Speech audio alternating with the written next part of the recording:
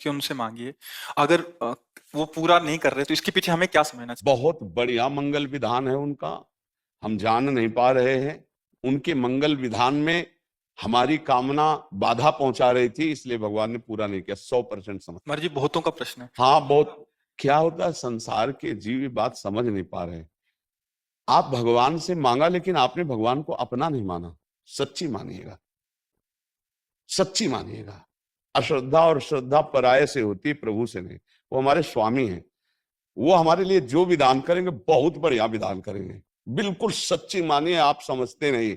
अरे बोले कैंसर हो गया, बहुत बढ़िया विधान। हाँ, अनंत जन्मों में हमने पाप कर्म किए, उसका परिणाम आज कैंसर रूप में आया। अब देख लो कि अब शरीर छूटेगा, भय सवार हो गया, तो जितनी श्वासें राधा राधा जप लो तो भगवान की प्राप्ति हो जाएगी। अगर कैंसर जैसा दुख ना होता तो भगवान की याद ना आती, भोगों में भूल जाते। ये बड़ी कृपा हुई। शरीर तो जाएगा ही, शरीर क्या केवल कैंसर से ही जाता है? अरे भैया, ऐसे ऐसे दृश्य हैं, खूब खाए पिए, फिल्मी गाना बज रहे हैं, महंगी गाड़ी में बैठे, और एक क्षण में गाड़ी में आग लगी, सब भस्म हो गए। कितने ऐसे समाचारों में नहीं आते? कितने ऐसे खूब आनंद, एक्सीडेंट हुआ, चिथड़ा उड़ गए। इसका कोई भरोसा है? हमारी कामना नहीं पूर्ण हुई, कोई भगवान मंगल विधान है नहीं। भगवान के पास कोई कमी है? कुबेर जैसे जिनके सेवक हैं वो हमको क्यों नहीं दे रहे? जरूर न जरूर हमारे ऊपर कृपा है। क्या कृपा है? हम गरीबी से जी रहे हैं, बड़ी विपत्तियां हैं, क्योंकि संसार में सुख नहीं है। ये तुम्हें अनुभव कराने के लिए भगवान, अब तुम चलो भगवान की तरफ। भगवान रास्ता देते हैं, पर जीव हट करता है नादान बालक की तरह। जैसे छोटा बालक कार, हवाई जहाज, वो प्लास्टिक के लिए होते, अब वो बिरज गया कि मुझे ये चाहिए, नहीं देगा तो वो फैल के रोने लगता है। फिर विवश होकर माता पिता या तो लाके दे देते हैं, और या फिर एक और नया काम करते हैं, थप्पड़िया देते हैं। तो हम लोग कुछ ऐसे ही जिद्दी बालक है, तो फिर थप्पड़िया भी देते हैं। यार तुमको समझाया, समझ में नहीं आ रहा। पहली बात, यहाँ इतना समझो, यहाँ कुछ टिकाऊ नहीं है। बोलो विचार करके, कुछ टिकाऊ है? ना हमारा शरीर टिकाऊ है, ना कोई भोग टिकाऊ। यदि भगवान हमको ये टिका, जो टिकने वाली वस्तुएं नहीं ना देकर हमें अपनी भक्ति दे दे, वो अपने को दे दे, अपना प्रेम दे दे, तो हम पर कृपा ही तो कर रहे हैं। तो ये भक्ति का मार्ग ही तो खुल रहा है। जब सब जगह ठोकरे लगती, कोई नहीं अपना हो, तब भगवान याद आते। द्रौपदी जी को तब तक भगवान याद नहीं है जब तक किसी और का सहारा रहा। हमें लगता है हर विधान मेरे भगवान का मंगलमय है। यदि हम कह रहे मांगो, यदि नहीं पूरी हो रही तो ये विचार कर लो कि कोई मंगल भगवान का विधान है नहीं। उनको देने में क्या था? अब हम शांत हो जाते हैं, ना भगवान पे श्रद्धा करते हैं और ना उस मांग की। आप देख लेना, मंगल होता चला जाएगा। हमने ऐसा देखा है कि अगर ये मिनट भगवान कृपा न करते तो बस खत्म, जीवन ही खत्म। ऐसी ऐसी परिस्थितियां देखिए, बचा लिया, बचा लिया। एक एक कदम पर वो अपने जनों को बचाते हैं। विश्वास करो, बिना मांगे वो देते हैं, बिना चाहे वो सुरक्षा करते हैं। हमें सत्संग में बताया, एक बार हम गंगा के किनारे जब भ्रमण करते थे, गंगा के किनारे रहते थे, तो वहां की कुछ एक ऐसी मिट्टी होती है कि जैसे कुछ सूख गई तो मजबूत हो गई, और कुछ ऊपर से सूख गई और नीचे दलदल ही दलदल है, और ऊपर वो एकदम प्लेन और सूखी हुई, बिल्कुल आपको पता नहीं चलेगा कि यहां दलदल है। अब हम उधर ही जा रहे थे, कोहरे का समय था, सर्दी बहुत थी। उस समय कोई घाटों में नहाने आता था, अन्य जगह तो था नहीं। अब अगर हमारा कदम अगला पहुंच जाता और हम वहां फंस जाते, तो कब कौन आता पता नहीं, और कितना हम धस जाते पता नहीं। आवाज आई, ए आगे दलदल है। डंडा, छड़ी रखते थे ना, ऐसे आगे डंडा किया तो मलाई जैसा पापड़ी हटी और मलाई जैसी आगे की, मतलब समाते चले जाते। अब हम लौट के देखा, कोई आदमी नहीं कहा। बार बार ये भगवान भगवान बोले, भगवान बचाए। ऐसे सैकड़ों जगह हमने देखा कि हमारे भगवान हमको कैसे दुलार करते हैं, कैसे रक्षा करते हैं। वो हमारे, वो आपके, लेकिन आप अपना उनको नहीं मान रहे।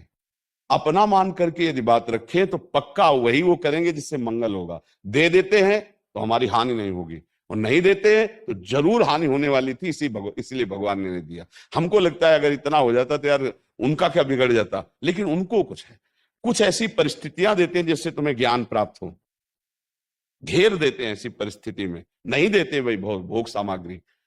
अब उसको एक ही बात याद है, अच्छा भगवान ही एक सहायक है। वो पूरा मन भगवान की तरफ।